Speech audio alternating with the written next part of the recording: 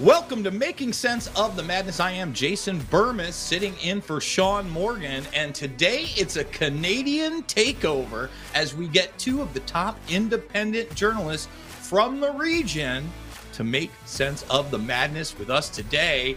Up first will be Matthew Ehret of the Canadian Patriot Review, and then Press for Truth's own Dan Dix. Buckle up, it's going to be a great one. Back after this.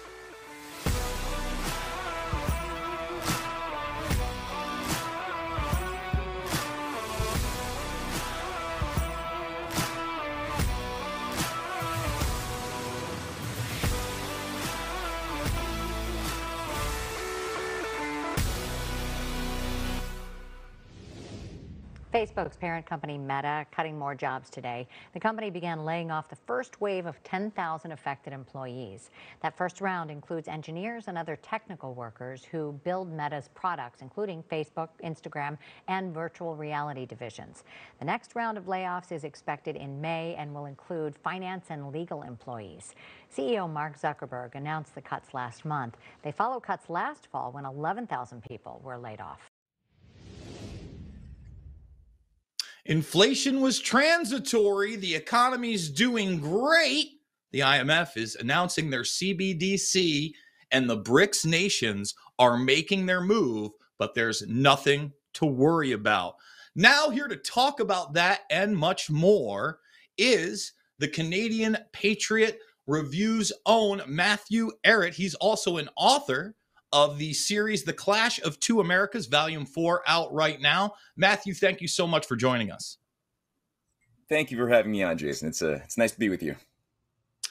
So, what is your perspective right now? Obviously, there are global moves being made around the world.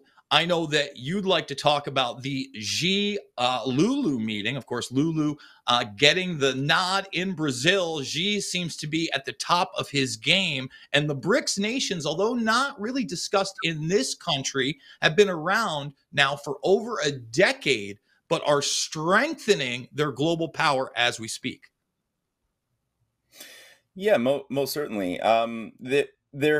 There's sort of a race for the bottom right now in the West regarding who could be the most incompetent jerk in the room as far as banking, security, and every other form of policymaking you could imagine, cultural included.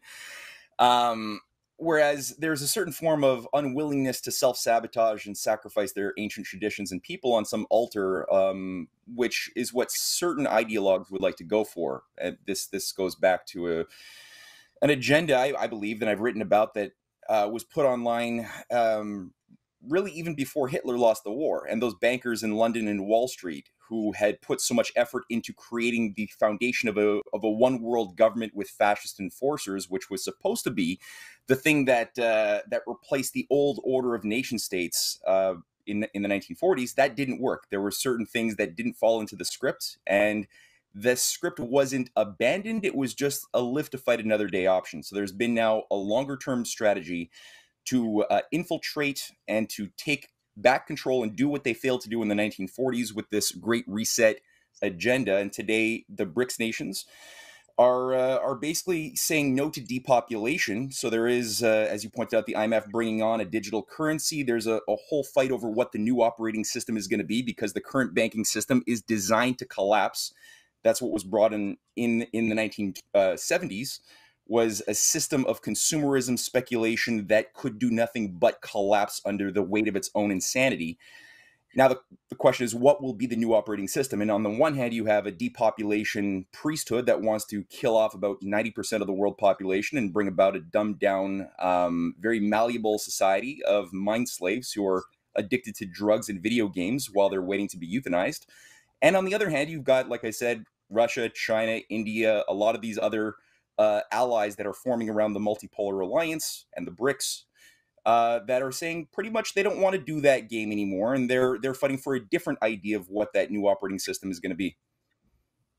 So there's a lot to unpack there. You started Mm. with the old world order, pre-World War II into World War II and after, really the League of Nations, that first attempt of quote unquote global governance and all these treaties that would bring people together. Obviously, that failed, but the United Mm. Nations is more powerful today than ever, and they have a bunch of NGOs such as the World Economic Forum, obviously, Davos, the World Health Organization, which is a part of this, really parroting their talking points and I would say putting their tools into play. You really believe that BRICS is going to be an opposition to this great reset, new world order agenda?